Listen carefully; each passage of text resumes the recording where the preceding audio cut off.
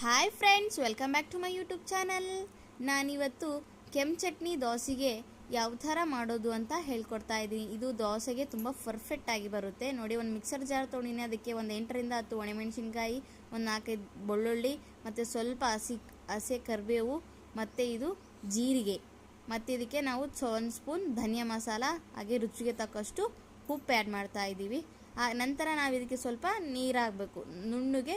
ಈಗ ಮಿಕ್ಸಿಗೆ ಹಾಕೊಂಬರೋಣ. ಮಿಕ್ಸಿಗೆ ಹಾಕೊಂಬಂದ್ಮೇಲೆ ತೋರಿಸ್ತಿದ್ದೀನಿ ಯಾವ ಥರ ಬರುತ್ತೆ ಅಂತ. ನೋಡಿ, ಈ ಥರ ಬಂದಿದೆ. ನೋಡಿ ಫ್ರೆಂಡ್ಸ್, ಇದು ದೋಸೆಗೆ ಹಾಕಿದ ಮೇಲೆ ಇದು ಮೇಲೆ ಖಾರ ಹಚ್ಚಿದ್ರೆ ತುಂಬ ರುಚಿಯಾಗಿ ಬರುತ್ತೆ. ಟೇಸ್ಟ್ ಮಾತ್ರ ಬೆಂಕಿ, ವಾವ್, ಸೂಪರ್ ಟೇಸ್ಟ್ ಅಂತೀರಾ. ಒಮ್ಮೆ ಟ್ರೈ ಮಾಡಿ. ಹಾಗೆ ಇದ್ರ ಮೇಲೆ ಸ್ವಲ್ಪ ಎಣ್ಣೆ ಹಾಕಿದರೆ ಅದು ಕ್ರಿಸ್ಪಿನೆಸ್ ಬರುತ್ತೆ, ಹಾಗೆ ದೋಸೆನೂ ತುಂಬ ಟೇಸ್ಟಿಯಾಗಿ ಬರುತ್ತೆ. ನೋಡಿ ಫ್ರೆಂಡ್ಸ್, ಒಂದ್ಸಾರಿ ಇದು ಟ್ರೈ ಮಾಡಿ ಹೇಗೆ ಬಂದು ಅಂತ ಕಮೆಂಟ್ ಮಾಡಿ. ಇಷ್ಟ ಆದರೆ ಒಂದು ಲೈಕ್ ಮಾಡಿ, ಶೇರ್ ಮಾಡಿ, ಕಮೆಂಟ್ ಮಾಡಿ, ಹಾಗೆ ಸಬ್ಸ್ಕ್ರೈಬ್ ಮಾಡಿ, ವಿಡಿಯೋ ನೋಡಿ.